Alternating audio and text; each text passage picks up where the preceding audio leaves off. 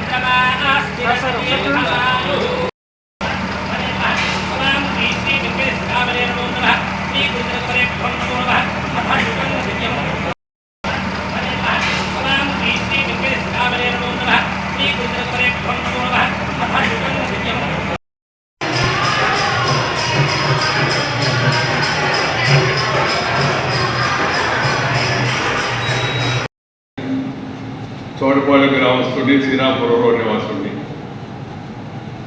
చోటపాళెం గ్రామం మా నాన్నగారు, శ్రీరాంపురం మా అమ్మగారు. నాకు మీలో చాలామందికి బహుశా అదృష్టం కలిగి ఉండకపోవచ్చు. నాకు అదృష్టం శ్రీ వెంకయ్య స్వామిని స్వయంగా చూసేటువంటి అవకాశం నాకు లభించింది. మా తాత, మా శ్రీమతి ఉషమ్మ గారి తండ్రి శ్రీ నెల్లూరు వెంకట సుబ్బానాయుడు, మా అమ్మగారి తండ్రి శ్రీ అల్లూరు నరసింహనాయుడు, ముఖ్యంగా వెంకట సుబ్బానాయుడు గారి చొరవతో నాగనగరులో ఉన్నటువంటి వెంకయ్య స్వామి గారిని శ్రీరాంపురానికి పిలిచి ఆ దేవస్థానం ముందు 4 మంచి మాటలు వెంకయ్య స్వామి చేస్తున్న పని ఏంటంటే గ్రామాన్ని పర్యటిస్తూ 4 మంచి మాటలు ఆధ్యాత్మిక ఆలోచన కలిగించే ప్రయత్నం ఆయన చేస్తుంటే శ్రీరాంపురం వచ్చిన ఆయన నేను స్వయంగా చూశాను. ఇప్పుడు హై స్కూల్లోనే ఉన్నాను నేను. అందువల్ల స్వయంగా చూసిన తర్వాత కూడా ఆ తర్వాత ఈ ఆశ్రమం గురించి, ఇక్కడ జరుగుతున్న కార్యక్రమాల గురించి మా మిత్రులు చాలామంది చెప్తూ ఉండేవాడు. చాలా సంతోషం కలిగింది. ఎందుకంటే ఆయన నిత్య స్ఫూర్తి తీసుకొని వెంకయ్య స్వామిని ఇంతటి మంచి మహత్తరమైన కార్యక్రమం ఇక్కడికి వచ్చి ఒక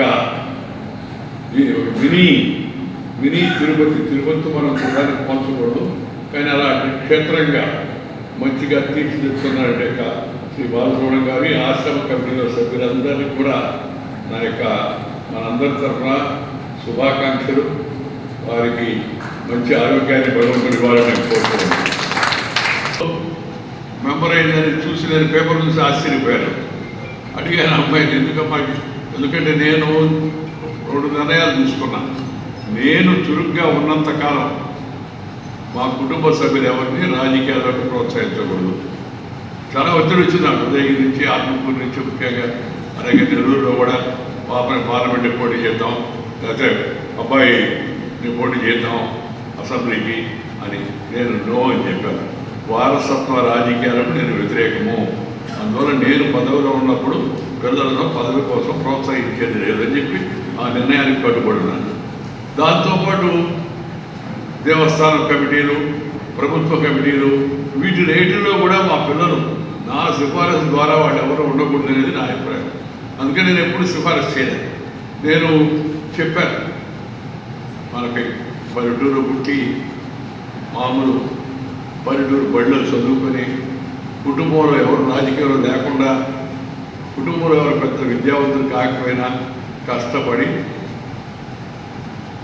అంచెలంచెలుగా అడుగులు వేసుకుంటూ వెళ్ళి దేశంలో ఉన్న 2వ అత్యున్నత పదవైన రాజ్యాంగ పదవైన ఉపరాష్ట్రపతిగా ఎన్నికయ్యే అదృష్టం నాకు లభించింది.